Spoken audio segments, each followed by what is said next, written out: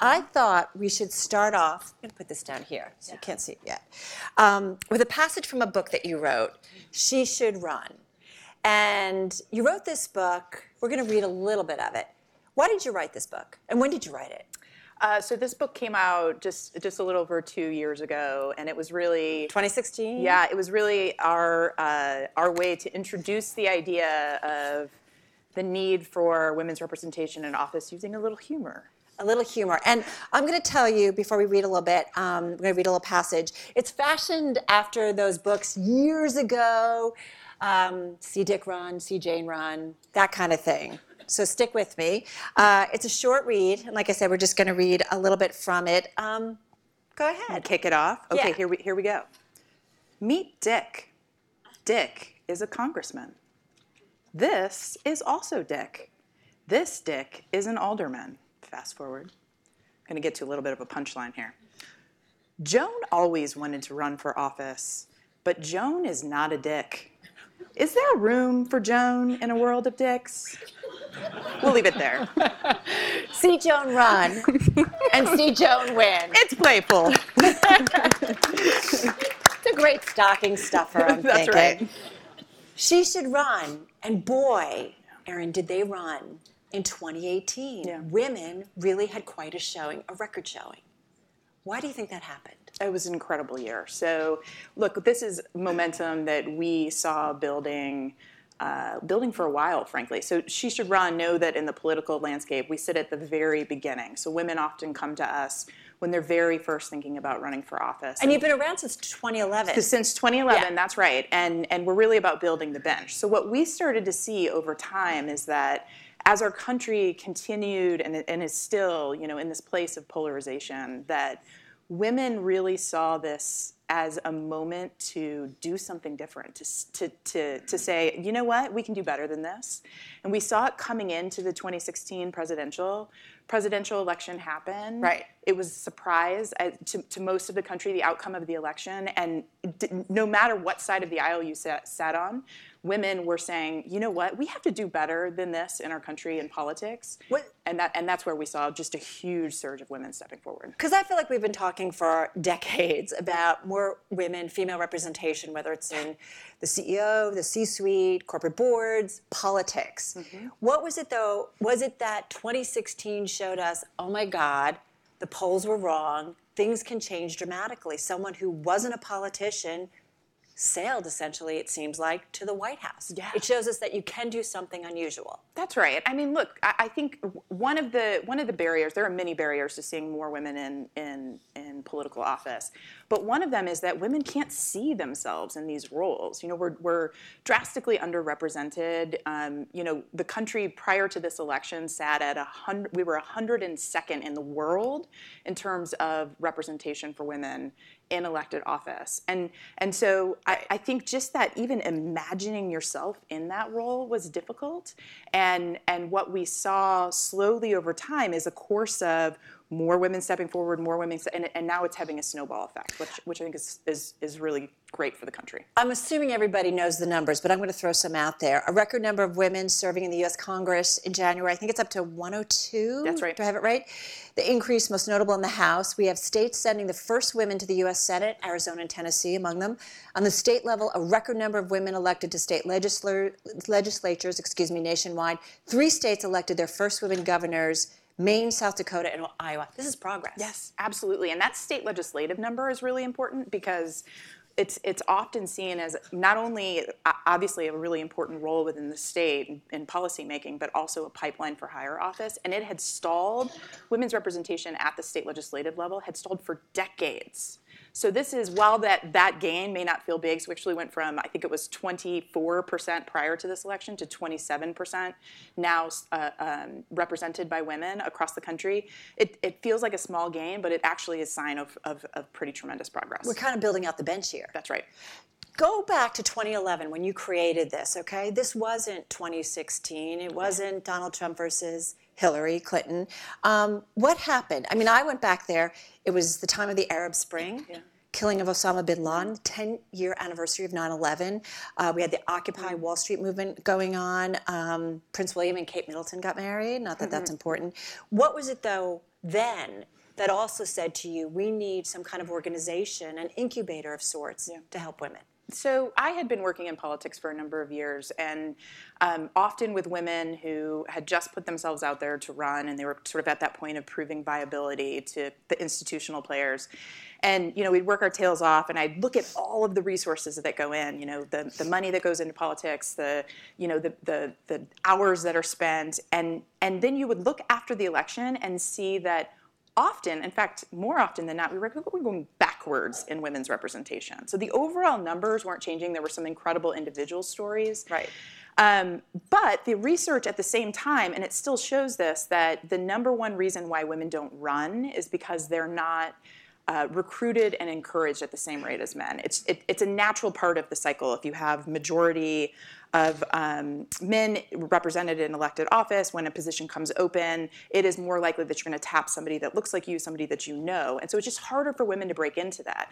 So in 2011, we wanted to figure out a way to help provide anyone, men and women alike, an opportunity to tell us about great women that they know who should be thinking about running for office, so that we could plant that seed, so that we could build that bench. So we launched with a program that was an Ask a Woman to Run program, and it was our first start in the field. How many did you start with? How many do you have now that are considering maybe a run? Sure. So when we started, it was slow. We learned a lot of lessons about how much you can ask to get somebody to really tell you about somebody that they think should run for office.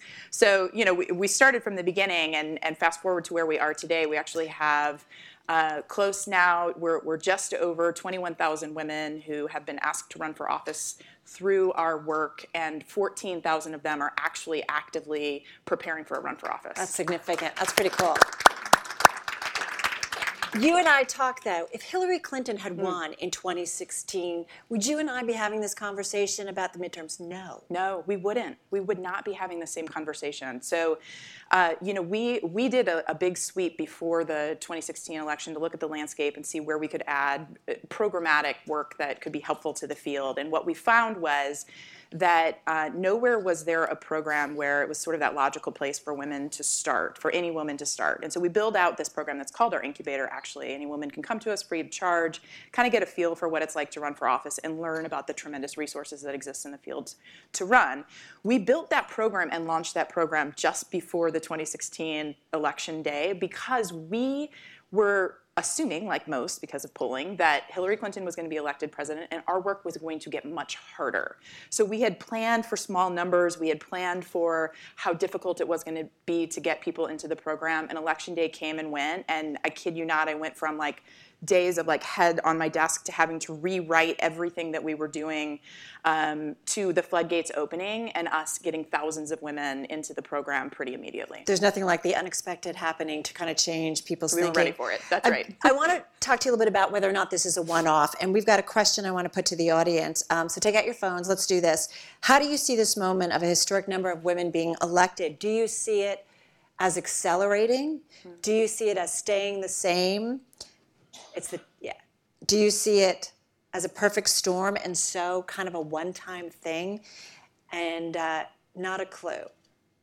And we'll see what you guys think about that. And most of you guys are saying you see it as accelerating. Do you agree? I do. I absolutely do. I mean, we have an interesting vantage point at She Should Run because many of the women who come to us are very early in the process.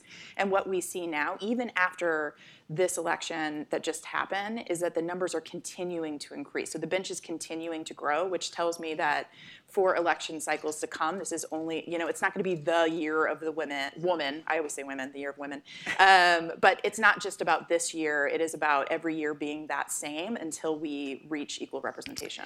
It's interesting, though. I mentioned that we saw most of the gains, or a lot of the gains, in the House of Representatives. We did an event here about women in politics before the midterms with our Margaret Taleb, kind of somebody from both sides of the aisle, and they said, the Republicans have always had a problem with women. in terms of bringing them in as voters. What's going on? Why do we have such a difference? Yeah, I always point out after this election that it wasn't just a record year for women in office. It was a record year for Democratic women in office. So the story for Republican women is actually not a good one. So there were many places that representation went backwards. I think a lot of infrastructure needs to be built up to create the pathways for Republican women to not only be recruited but to be supported once they run. Well, when you say infrastructure, do you say the Republican Party has to welcome women? Yeah, I mean, look, there is clear research that you have to lead with language and with infrastructure that supports the things that you believe in. And so just simply saying it matters to have a governing body that looks like the rest of the country makes a difference in who you can recruit. And I think that the Republican Party is struggling to find the right language to use there. And so it can feel like someplace that's really not welcoming for women. All right, so we've made progress. We mentioned 3 states elected the first women governors. It means that 20 states next year will still never have had a woman governor, just to put that out there. So we've made some progress. We still have 4 states that will have never sent a woman to the U.S. House. So this brings me to another polling question. I'd love to get your guys' response. How would you respond to an all-female ticket? I'm kind of making a big jump here, or maybe not. No way, not in our lifetime. I can't wait. Sure thing, but won't happen in the next 2 terms. More likely a female vice president first. So we'll see what everybody has to say about that. When do you see? Really? That's unusual. That's really actually encouraging. What do you think?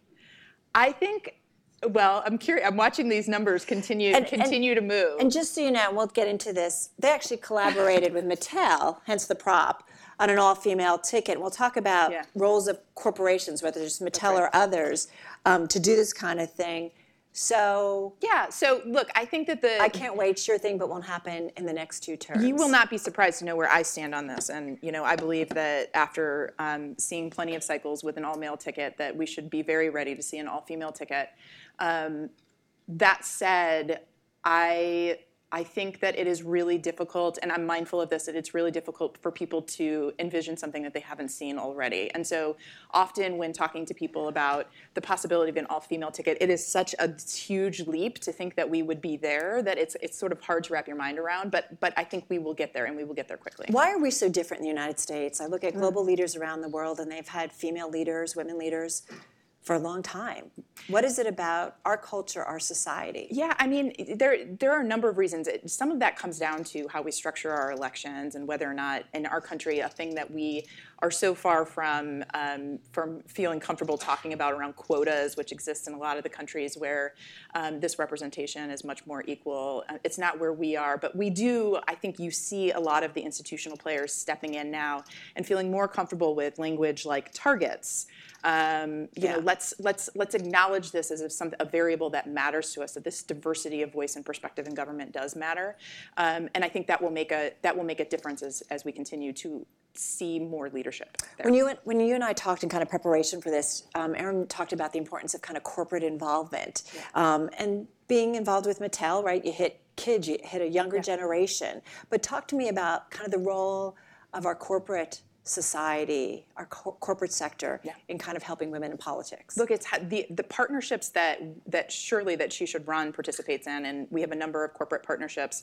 To me, it is one of the strongest strategies to accelerate our mission to see more women in office. It is not on women alone or on advocacy organizations alone to care about seeing more women in elected office. We all stand to benefit from that diversity of voice and perspective, and so it is in all of our interests to see that. And it is in business interest to see representatives in their own organizations care about policies and step into these policy-making roles too. And we're moving slowly from a place of red line, no way politics. And I think as a nonpartisan organization, it's a little easier for us to forge these partnerships, but it's one where we're acknowledging that political participation is a necessary and noble thing in our culture, and something something that corporations believe in and are willing to put them to. But we have a long way to go to continue building out those partnerships in bold ways. Right. Well, like for instance, so you worked with Mattel. Yes. Are there companies out there that you say, I wish this company would do this? Look, I think every company could play a role in this. You can be specific. No, truly. I mean, I can't think of a company where I mean, I'm sure within a specific program you could, but I think that as much as we can normalize the conversation around political participation and move away from a place of saying, ooh, politics is dirty, politics is something that we can't talk about or we can't possibly participate in, with the exception of our political action committee that's going to support specific candidates. Right. You're missing an opportunity to build the bench if you're living in that space of no way. Tell me about some of the women that you've been talking to who were elected here in 2018 and what you're hearing from them. Look, I think this transition, I love that you asked this question, because I think this transition from candidate to policymaker is one that we don't talk about very often. And there's not actually a lot of infrastructure or support for individuals when they're making that transition. And as women who are often stepping into roles where they're underrepresented, they may be the only woman in the room. Right. They're looking for mentorship, which is one of the first things that we sort of talk to women, like find your people, and there won't all be women, but find your people that you can trust to help make the transition as easy as possible.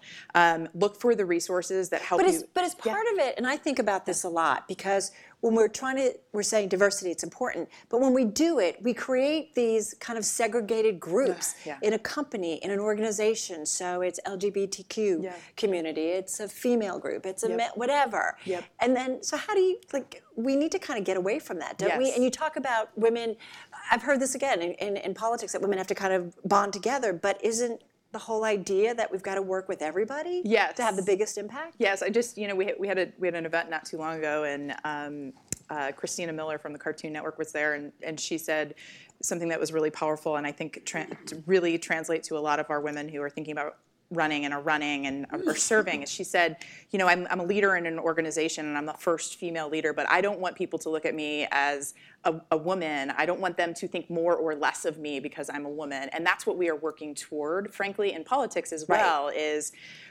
we're working towards a day when there are many women on a ballot, and you're not sort of tagging it all onto one woman to be the everything for every I don't for every just person. Vote for the woman because there's only one. Right. You want in a million many women on the ballot. Right. Yes. And it's not a case too, and I think about this too with issues, and you said this to me, it's not just women caring about healthcare or daycare. I mean, they need to have a voice in all these issues. That's right. To get better outcomes. That's right. All right. So what else do we have to do? What do you see in 2019? Yeah. I mean, I hear things about, the bathrooms in Congress. It took a while for there to be, conveniently located bathrooms for women. That's right. Where, for men, they were right around the corner. That's right. There's women who have young children. There are single moms, who are trying to figure out how to make this work. How do we do it?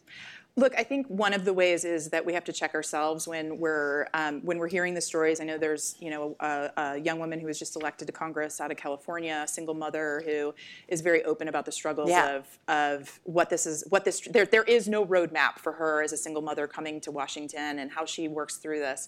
And rather than attack and assume it's going to be impossible, we have a duty, I think, as a society that should care about seeing her perspective represented in Congress, to be supportive, to know that it's not going to be perfect, to know that we can't just see the shiny side. We have to really talk through what the challenge is and create policies and systems and structures that allow for it to be easier for any woman who's like her to be able to step forward. So lifting up those women in their stories, don't hold them to a perfection. They're doing the best that they can, and then encouraging that generation behind to really consider it. 2020, what female candidates should we watch out for, either the White House or what have you? Ooh, well, look, I think let's go for the White House. Let's go for the White House. I was going to say, hold on, the list is long. And by the way, I think on the list is long, and then we'll go for the White House. We are seeing, even in She Should Run's programs, a continued, I think week over week, we have continued to see this 900% increase after the election. It's incredible. I think from the that, momentum you is continuing. you see the momentum continuing. And I think at the presidential level, look, the list is long. It's more challenging on the Republican side, obviously, because that's a debate about who will challenge a sitting president. But for the Democratic side, we're hearing about Kamala Harris. We're hearing about Elizabeth Warren. We're hearing Nikki Haley. We have heard about Nikki Haley. Yep, there's some question of whether or not that challenge would happen within party. But I think I'm encouraged. Kirsten Gillibrand. I'm encouraged to see a long list and so many women on that list. Do you anticipate if with a male candidate who's running for president that the female candidate will be more likely to be vice president this time around? I think that if we don't see.